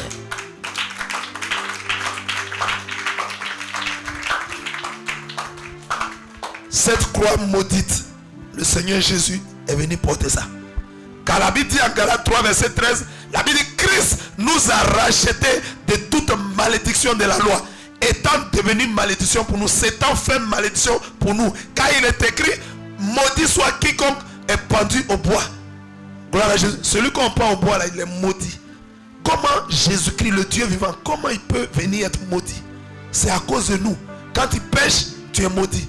Et nous devions être maudits. Jésus est venu prendre. Il dit non, non, non. Toi, je t'aime trop. Mets-toi de côté. Je vais prendre ta place. Je serai maudit à ta place. Et je prends ma bénédiction. Je te donne ma bénédiction. Amen. Je veux être maudit à ta place. Et je te donne ma bénédiction. Je veux être souillé à ta place. Je te donne ma sainteté. Alléluia. Amen, amen. Amen, amen. Gloire à Jésus. Alléluia. C'est ce que c'est. Non, si on étudie l'œuvre de la croix, c'est trop puissant. Jésus a fait un échange. Il a pris notre place. Gloire à Jésus. Est-ce que Dieu a besoin de venir sur la terre pour se réconcilier avec les hommes? Vous là, vous êtes qui? Restez là-bas. Maudit que vous soyez. Dieu pour non, il pouvait dire ça. Puisque nous péchons, celui qui pêche, il est maudit. Ça veut dire celui qui ne croit pas en Jésus-Christ est maudit. Celui qui ne croit pas en Dieu, il est maudit. Amen. Il n'y a pas de justification pour lui. Parce que Dieu s'étant fait connaître. Dieu qu'on ne peut pas voir, Dieu est invisible. Et il est esprit. Alléluia. On ne peut pas voir les esprits tant qu'ils ne se font pas voir. Dieu est esprit. Mais il s'est fait voir. Il est devenu homme à la personne de Jésus pour que tu le vois. Pour que tu le connaisses. Alléluia. Et malgré ça, tu l'as rejeté. On peut faire quoi pour toi? C'est qui peut te sauver encore? Il n'y a plus de salut pour toi. Si tu as rejeté le Dieu qui s'est fait homme pour venir mourir pour toi, il n'y a plus de salut. Vous comprenez? C'est Jésus, Dieu, qui est venu se réconcilier avec nous. Est-ce que Dieu a attendu, dit ceux-là, les hommes là, ils ne connaissent rien. C'est eux qui ne sont rien du tout, ils vont venir me demander pardon. Est-ce que Dieu a attendu en haut là-bas? S'il avait attendu, on ne serait jamais sauvé. Alléluia. Parce que lui, il est le plus fort. Comment vous pouvez voir ça? Dans une réconciliation, les hommes s'attendent à ce que le plus faible vienne leur demander pardon. Jésus, qui est le plus fort, c'est lui qui est venu demander pardon. C'est lui qui est venu se réconcilier avec nous. Amen. Amen, amen. Bon, il n'est pas venu demander pardon, mais en fait, c'est lui qui est venu se réconcilier avec nous. C'est un peu comme s'il avait demandé pardon pour nous. Il a demandé pardon à notre place. Gloire à Jésus. Est-ce que quelqu'un comprend très bien maintenant? Donc, quand il y a ton frère qui est à Palab, c'est toi qui dois aller lui demander pardon. Déjà, on se dit, mais on ne comprend pas, c'est quoi ça? Lui, il m'a fait du tort. Et c'est moi qui dois aller lui demander. Oui, c'est comme ça. Alléluia. Parce que tant que chacun se dit qu'il a raison, personne n'osera aller demander pardon. Et le problème va rester comme ça. Mais quelqu'un qui t'a fait quelque chose, et 2 jours, 3 jours, ne laissez pas 2 jours, 3 jours. Il y a des chrétiens qui font leur bilan après 1 mois. ou bien après 1 an, ou bien après 1 semaine. Et si la mort te trouve dans ça? À l'instant T où il y a eu la querelle, quelques secondes après ton frère s'est éloigné, tu le rejoins. Il dit, ah, excuse-moi beaucoup, je vais te voir. Je suis venu te demander pas. Elle dit, ah, souvent elle voit que c'est elle-même, ou bien lui-même voit que c'est lui-même. Tu es venu faire quoi? Je suis venu te demander pardon, je t'en prie. Je ne veux pas qu'on reste en palabre. C'est moi, je t'ai fait du tort. Vous allez voir, étonnamment, l'autre va dire, bon, moi aussi, je voulais aussi te demander pardon. Aïe, tu voulais demander pardon, pourquoi tu étais assis là-bas? Tu attendais quoi? Ouais, non. Quand on commence la réconciliation continue. Ouais. Celui qui prend courage pour venir initier la réconciliation, Dieu dit, il est mature, il est fort. Le Dieu fort, c'est lui qui est venu faire la réconciliation. Non? Quand tu fais ça, il dit, toi aussi, tu es fort. Tu es comme tu es à son image. Mais l'autre a un problème avec son oncle Abraham. Il laisse le vieux tonton. C'est le vieux tonton qui initie la réconciliation. La Bible dit, Abraham dit à l'autre, c'est Abraham qui s'est déplacé. Il allait voir son oncle, il dit, mon petit, asseyons-nous. Alléluia. Asseyons-nous, je vais te parler. Vraiment, il y a trop de palabres en nous et en nos bergers. Gloire à Jésus. Il y a des palabres en nous et avec notre berger. En nos bergers. Gloire à Jésus. Il dit, Abraham dit à l'autre, qu'il n'y ait point. Regardez l'oncle, regardez ce que l'oncle dit. Je te prie. Je te prie. Un oncle qui dit à son neveu, je t'en prie, je t'en supplie. Il ne faut pas y avoir palabre en nous. Abraham est comment? Abraham est humble, c'est l'humilité. Le plus grand qui vient demander pardon. Le plus grand qui vient initier la réconciliation. Le plus grand, alléluia. Il est plus grand, il est plus âgé que l'autre. Et encore, il est son oncle. Alléluia. Mais c'est lui qui approche. C'est lui qui vient vers l'autre. Et il dit, je t'en prie. C'est comme il dit, je t'en supplie, je t'en prie. Il te demande pardon. Il ne faut pas y avoir palabre en toi et puis moi. Entre mes bergers et tes bergers. Acclame Jésus-Christ de Nazareth. Pour l'attitude d'Abraham. L'attitude d'Abraham est un modèle. L'attitude d'Abraham est un exemple à suivre. Gloire à Jésus. Nous sommes des enfants de Dieu. Nous sommes des chrétiens. Alléluia. C'est pourquoi nous étudions la Bible, pour connaître les bons exemples qui sont dedans, pour marcher selon ces bons exemples et marcher en nouveauté de vie, selon la pensée de notre Dieu. Abraham est un exemple à suivre. Il a initié la réconciliation. Dieu a initié la réconciliation entre lui et puis l'humanité. Abraham a suivi l'exemple de Dieu. Il a initié la réconciliation entre lui et puis l'autre. Gloire à Jésus. Et il dit, entre Benjamin, il dit, car nous sommes frères. Gloire à Jésus. Que quelqu'un acclame la puissance de la parole de Dieu.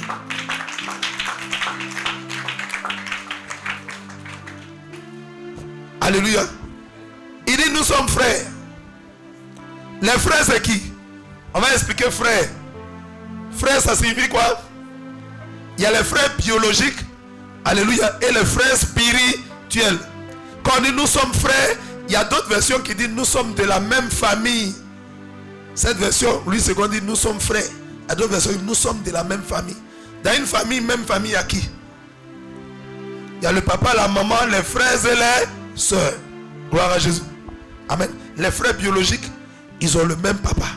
Les frères spirituels ont quoi? Ils ont le même papa. Alléluia. Alléluia.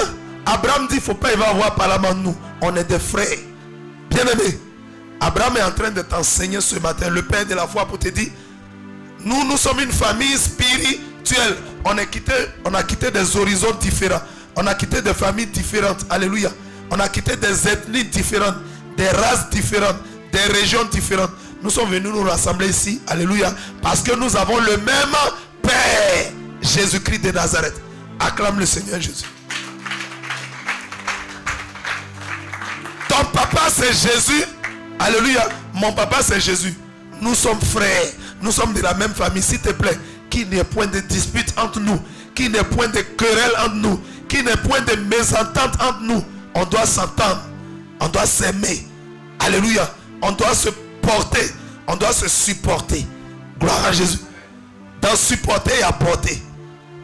Quand tu dois porter, c'est quand tu portes un fardeau, un bagage. Est-ce que c'est facile? C'est facile de porter un bagage. C'est facile de porter un fardeau. Alléluia. Il dit on doit se supporter. Ça veut dire c'est pas facile. Ça sera pas toujours facile. Mais on n'a qu'à tenir bon. Faut pas on va abandonner. Alléluia. On n'a qu'à persévérer. Gloire à Jésus. En tant que frères et sœurs en Christ, nous devons persévérer. Gloire à Jésus. Amen, amen. Nous devons persévérer. Acclame le Seigneur Jésus-Christ. Gloire à Jésus-Christ. Est-ce que quelqu'un est béni ce matin? Est-ce que quelqu'un reçoit quelque chose de bon ce matin? Est-ce que quelqu'un reçoit des révélations? Quelqu'un reçoit quelque chose de puissant ce matin? Si l'enseignement, si l'étude biblique te fait du bien, acclame puissamment le Seigneur.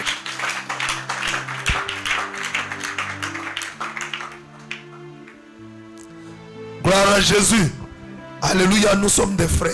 Je vous dis la vérité. Sans l'entente, on ne peut pas faire l'œuvre de Dieu. Sans l'amour, on ne peut pas faire l'œuvre de Dieu. Alléluia. Je vous dis la vérité. Dans les mésententes, dans les querelles, on ne peut pas travailler. Dans le désordre, on ne peut pas travailler. Alléluia. La Bible dit l'amour est patient. On doit être patient les uns envers les autres. On doit se soutenir. On doit prier les uns pour les autres.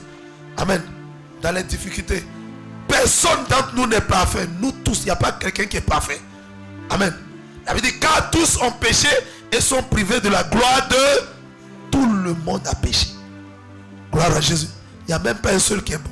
La Bible dit il n'y a point d'homme qui ne pêche. Car tous ont péché et sont privés de la présence glorieuse de Dieu. Mais il y a une très bonne nouvelle.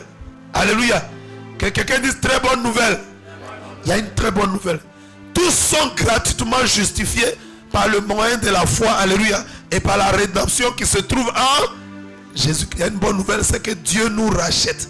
Dieu vient se réconcilier avec nous. Si le grand Dieu de l'univers est venu, créateur de tout, est venu se réconcilier avec nous, nous on doit se réconcilier les uns les autres. Si le Dieu Tout-Puissant a pu descendre pour se réconcilier avec l'humanité, c'est pas entre nous là. Gloire à Jésus. Ça fait quoi? Ça fait quoi? Réconciliation entre Dieu et puis les hommes. Réconciliation entre les hommes. Ça fait quoi? Vertical, horizontal, ça fait quoi? La croix. La croix c'est un lieu de souffrance, de douleur. Ça veut dire la réconciliation n'est pas facile. Mais il faut le faire. Il faut se réconcilier. Il faut s'aimer. Alléluia. Et se soutenir. Prier les uns pour les autres. Acclame le Seigneur Jésus-Christ.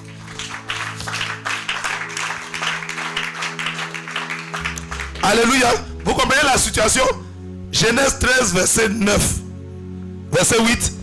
Abraham prend une décision. On lit. Abraham dit à Lot, qu'il n'y ait point, je t'ai pris de dispute en moi et toi, entre tes bergers, mais car nous sommes des frères. Verset 9. Tout le pays n'est-il pas devant toi? Sépare-toi donc de moi. Si je vais à gauche, si tu vas à gauche, j'irai à droite. Et si tu vas à droite, j'irai à gauche. Gloire à Jésus. Comment on appelle ça? L'un va à gauche, l'un va à droite. On appelle ça comment? La séparation. Gloire à Jésus. La séparation peut venir de notre Dieu. C'est la division qui ne vient pas de Dieu. Gloire à Jésus. Il y a des séparations qui sont nécessaires. Alléluia. Des fois, tu laisses ton frère un peu vers machin et puis tu le récupères. Gloire à Jésus. La séparation peut venir de Dieu.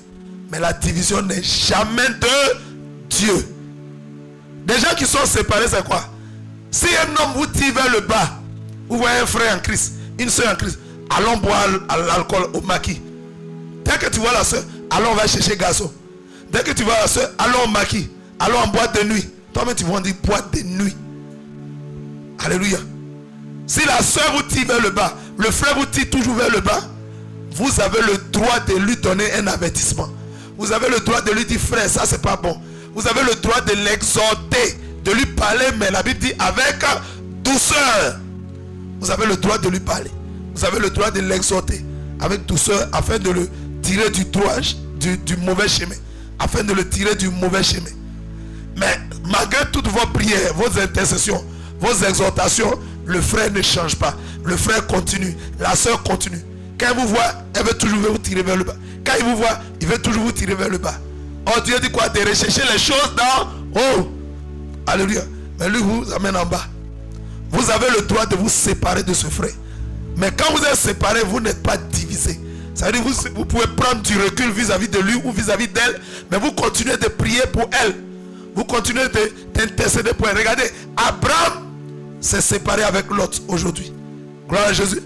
Mais plus tard, on va voir que lorsqu'Abraham, Lot sera prisonnier, Abraham va mobiliser une armée de plus de 300 soldats pour venir le libérer. Cet enfant qui a été indiscipliné vis-à-vis de son oncle, qui a été déplaisant, je ne vais pas dire des mots trop forts, alléluia. Abraham, si c'était vous, il n'a qu'à périr là-bas. Un neveu même poli comme ça, il n'a qu'à périr même. Gloire à Jésus. Est-ce que c'est ce qu'Abraham a dit? Abraham n'a pas dit ça parce qu'ils n'étaient pas divisés. Ils étaient rien que séparés. Gloire à Jésus. Quand tu es séparé de ton frère et ta soeur, ça veut dire qu'il est là-bas, mais tu pries pour lui. Tu intercèdes pour lui. Tu lui, quand il dit j'ai besoin d'argent, tu lui envoies l'argent. Est-ce que quelqu'un me comprend? Quelqu'un comprend la séparation? Acclame le Seigneur si tu comprends.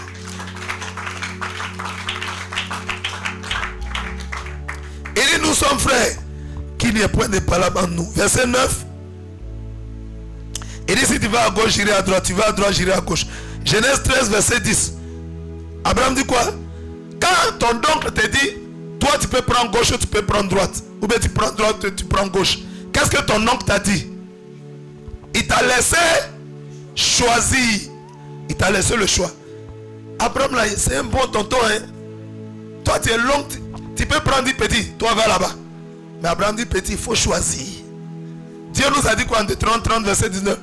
Je mets aujourd'hui devant toi la bénédiction et la malédiction, la vie et la mort, mais il faut choisir la vie.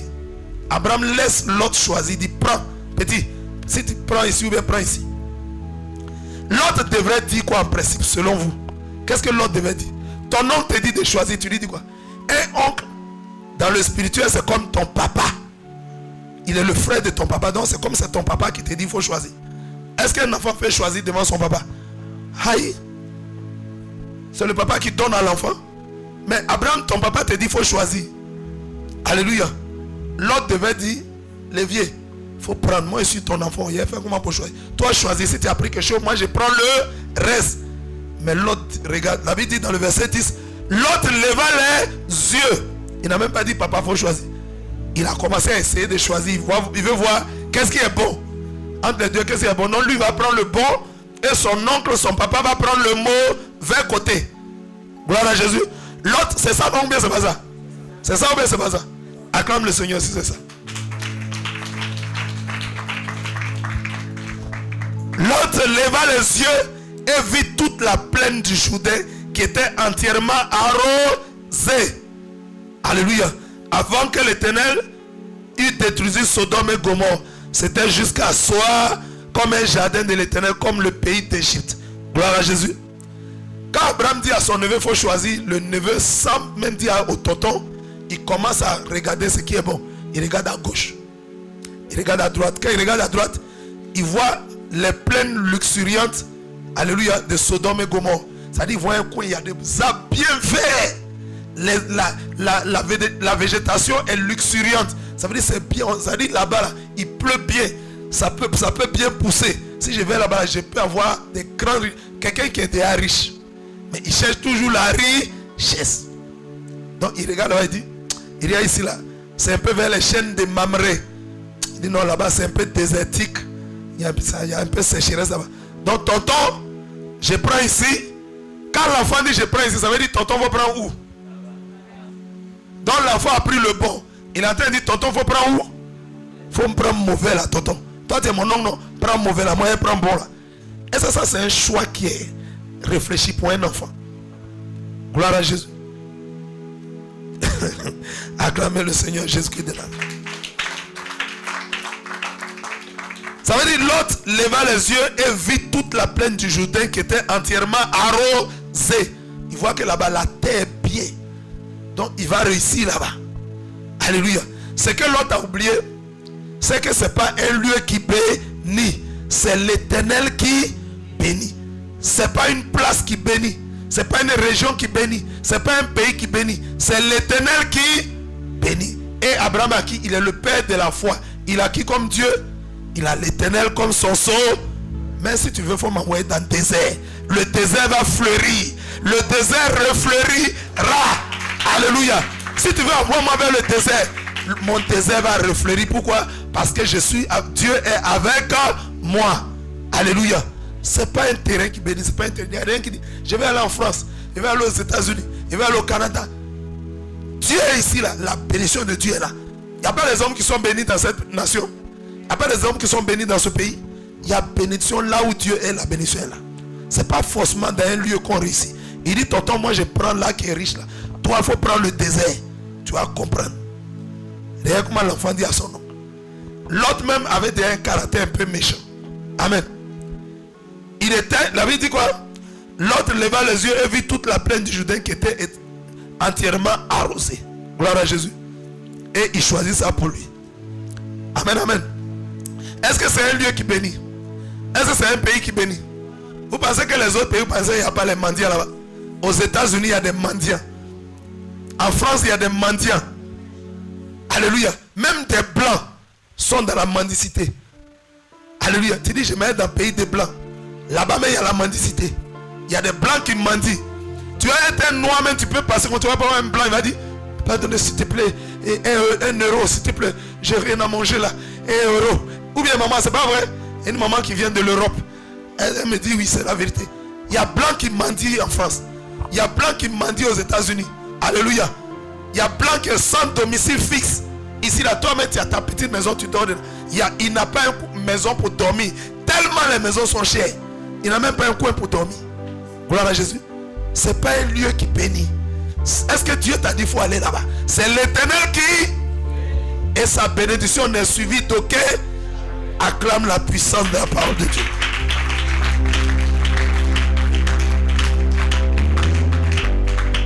Alléluia.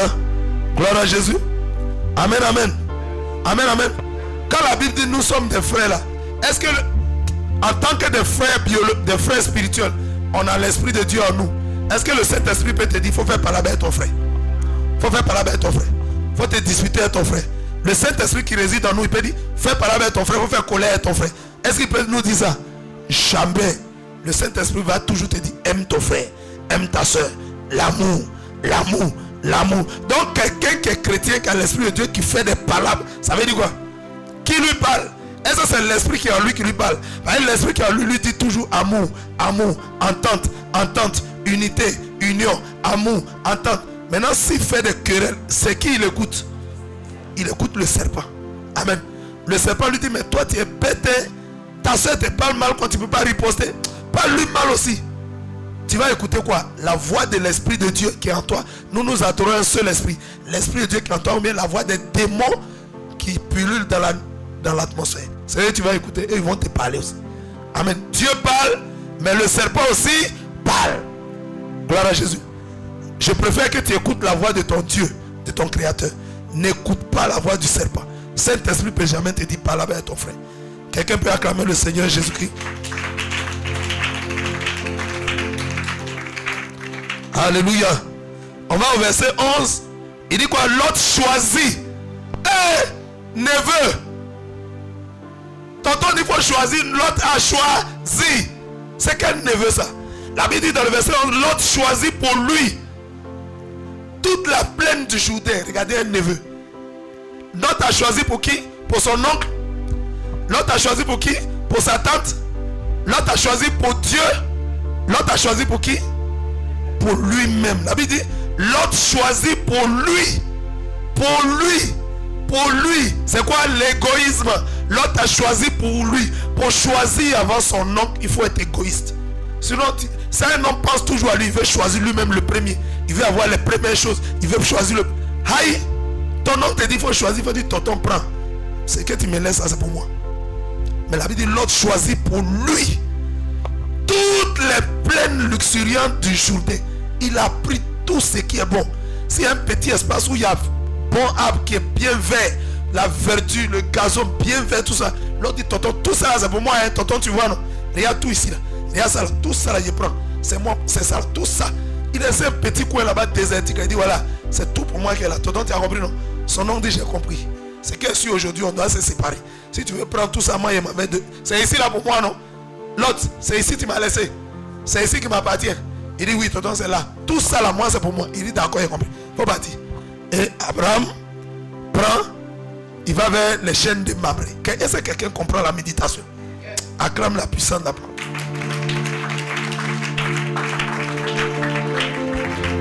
Lot choisit pour lui-même l'égoïsme, toute la plaine du Jourdain, toute la plaine, il a pris tout, alléluia, du Jourdain, alléluia, et il s'avança vers l'Orient, il va vers l'Est. On a étudié l'Est, hein? C'est ainsi qu'ils se séparaient l'un et l'autre. Verset 12 en fait, c'est même pas en fait. Abraham habita dans le pays de Canaan et Lot habita dans les villes de la plaine et dressa ses tentes jusqu'à Sodome. Abraham habitait dans les plaines. Amen. Maintenant, Lot, il a pris vers Sodome et Gomorrhe. C'est que tu as choisi là où c'est bien verdoyant. Mais derrière la verdoyance, il y a quoi? Il y a Sodome et Gomorrhe. Est-ce que quelqu'un comprend? Derrière ce que tu as choisi, il y a quoi derrière ton choix? Quand tu choisis, quelle est la motivation qui est derrière ton choix?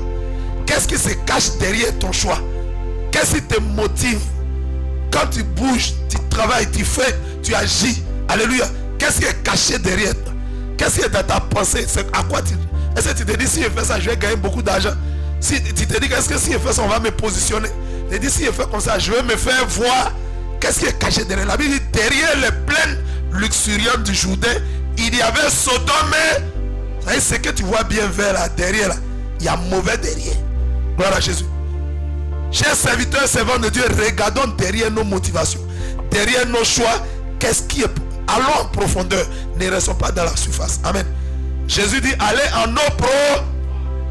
Pas rester sur la surface, il ne faut pas vous choisir les choses à la surface. Tu vois une soeur, elle est là, elle est bien d'elle, elle a une forme qui t'a. Il y a quoi dedans? Gloire à Jésus. Est-ce que tu as regardé son caractère? Est-ce que tu as regardé son comportement? Est-ce que tu as regardé ses réactions? Est-ce que tu as regardé la crainte qu'elle a de Jésus-Christ de Nazareth? Toi, tu regardes la forme. Il faut regarder le fond. Gloire à Jésus. Est-ce que tu as vu son caractère? Si tu regardes forme guitare, tu vas jouer qui? Gloire à Jésus. Est-ce que quelqu'un me comprend?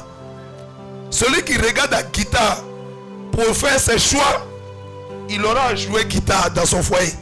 Amen, amen. Quand vous voyez une fille qui a forme guitare, qui joue guitare? Qui joue guitare? C'est le guitariste. Alléluia. Est-ce que toi tu es guitariste? Est-ce que toi tu es guitariste?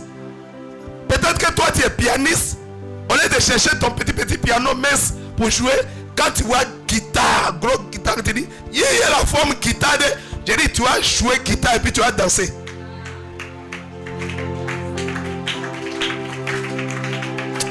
Oh, est-ce que quelqu'un comprend la puissance de la parole de Dieu? La parole de Dieu est tellement douce, c'est tellement merveilleux. C'est trop bon.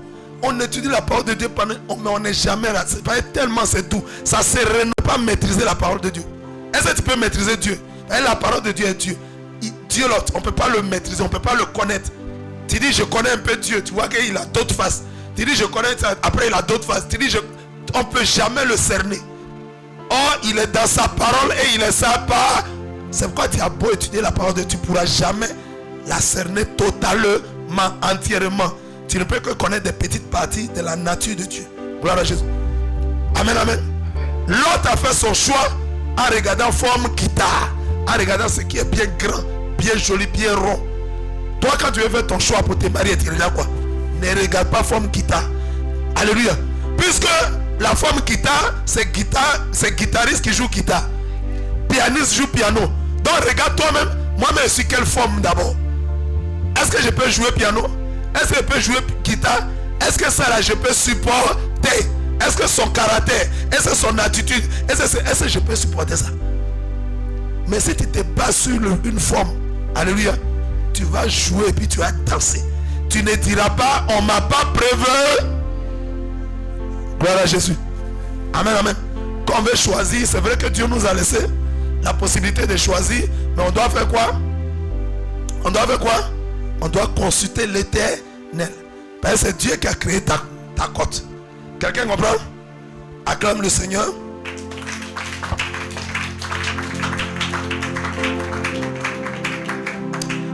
On va lire le dernier verset. Aujourd'hui, on va s'arrêter au verset 13. Alléluia. Demain, on va continuer. Gloire à Jésus. Ouais, 12. On a déjà lu 12. On a dit Abraham habita à Canaan et Lot habita dans les villes de la plaine et dressa ses tentes jusqu'à Sodome. On a dit à lui ça. Verset 13. Gloire à Jésus. Les gens de Sodome étaient méchants et de grands pécheurs contre l'Éternel. Regardez. Je vous ai dit toute portion de mots ou de phrases que Dieu dit, c'est un enseignement. Tout mot ou toute portion de phrases que Dieu dit, c'est un enseignement. Voilà, Abraham, son neveu a tout choisi, tout ce qui est bon. Et il a laissé Abraham les plaines où il y a la sécheresse. Amen. Maintenant, Dieu est en train de dire dans le verset 13, il dit, les gens de Sodome étaient méchants et de grands pécheurs. Où l'autre a choisi, où qui est bon, qui est grand, que l'autre a pris là. On dit, Sodome et Gomorrhe est caché derrière. Et Dieu annonce que les gens qui sont là-bas, là, ils sont méchants derrière. Les Sodomites, les habitants de Sodome, ils sont méchants et des grands pécheurs. Ils précisent des grands pécheurs contre l'Éternel. Regardez, la méchanceté c'est quoi? Quelqu'un qui est méchant. La Bible dit d'abord ils sont méchants et ils sont des grands pécheurs contre l'Éternel.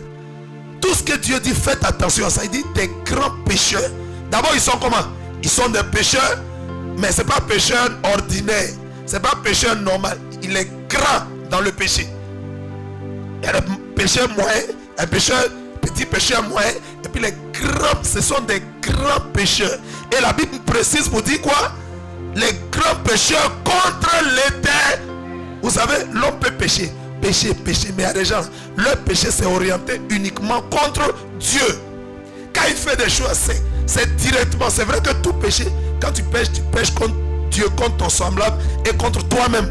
Quand un homme pêche, il pêche contre Dieu, il pêche contre son semblable et il pêche contre lui-même.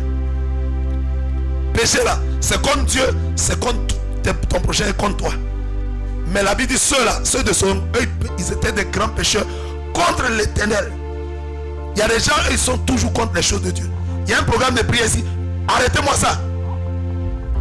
Les églises, ils font quoi? Bloquez-moi les choses des églises. Amen. Amen. Qu'est-ce qui veut se passer? C'est une croisade de prière. Arrêtez la croisade. Ça dit eux, leur péché là, c'est spécialement contre les choses de Dieu et contre Dieu. La Bible dit les habitants de Sodome étaient des grands pécheurs contre l'Éternel. Ça veut dire leur péché visait essentiellement Dieu. Visait spécialement Dieu. Visait spécialement les choses de Dieu. Alléluia. Et l'œuvre de Dieu. Il y a des gens, toutes les décisions qu'ils prennent, tout ce qu'ils font, c'est contre Dieu. C'est-à-dire, ils ne prennent pas une loi ou bien ils ne font pas quelque chose pour juste normaliser. Vous savez, l'objectif de la loi, c'est quoi? C'est de faire du bien aux hommes. Toute loi qui est votée, c'est toujours de faire du bien aux hommes. S'il y a une loi qui ne fait pas du bien aux hommes, ce n'est pas une bonne loi. Gloire à Jésus. Mais les Sodomites, les habitants de Sodome et Gomorrhe, leur péché principal, leur plus grand péché, ils avaient pour cible Dieu. Alléluia. Ils avaient pour objectif nuire à Dieu, nuire à l'œuvre de Dieu. Faire les choses contre Dieu. Vous n'avez jamais remarqué des hommes comme ça? Vous voyez des gens, ils font des choses. Est-ce que Dieu est ton camarade? Nous sommes dans la conclusion. Dieu, est-ce que Dieu est notre camarade? On peut faire nos trucs, on fait ça entre nous. Mais ça sert à quoi de mettre le nom de Dieu dedans? Alléluia. Ça sert à quoi? La Bible dit, celui qui pêche contre l'Éternel, il ne reste. Celui qui méprise le nom de Dieu, il ne restera pas impuni. Celui qui utilise le nom de Dieu en vain, il ne restera pas impuni. Ça veut dire quoi? Tu ne peux pas rester impuni. Quand on dit quelqu'un ne peut pas rester impuni, ça veut dire quoi? Il faut que tu sois puni. Alléluia. Tu dois être puni. Tu tournes à gauche, on doit te punir. Tu tournes, on doit te punir. Il faut que tu sois puni. Tu ne peux pas échapper à la punition. Il faut que tu sois. Ça dit, celui qui méprise le nom de Dieu, celui qui joue à le nom de Dieu, celui qui plaisante à le nom de Dieu. Quand on fait nos plaisanteries, on n'a qu'à laisser Dieu à part. On voit des comédiens, quand ils font toujours la comédie, et le pasteur est venu, il avait comme ça un gros nez, et puis il est venu dire Jésus, Jésus sauve. On prend les choses de Dieu pour plaisanter. On fait comédie et ça. Vous n'allez jamais voir dans ces espaces, on ne va jamais prendre le nom de Bouddha pour s'amuser. On ne va jamais prendre le nom des idoles pour s'amuser. On ne va jamais prendre le nom des autres religions pour s'amuser. Mais c'est toujours pasteur, c'est toujours Jésus-Christ de Nazareth, c'est toujours l'Éternel des armées. Alléluia. Dieu dit, celui qui utilise son nom en vain ne restera pas impuni. Ça ne peut pas rester sans punition. Il faut que ça soit sanctionné. Il faut que ça soit jugé. Il faut que ce soit condamné. C'est quelqu'un qui comprend la parole de Dieu. Acclame la puissance de la parole. Gloire à Jésus. Que Dieu nous bénisse. Quelqu'un se tient debout. On va acclamer le Seigneur.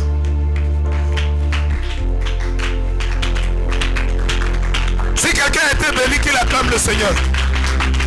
Si quelqu'un a été béni, qu'il acclame le Seigneur Jésus. Dis merci à ton Dieu. Père, nous voulons te rendre grâce ce matin.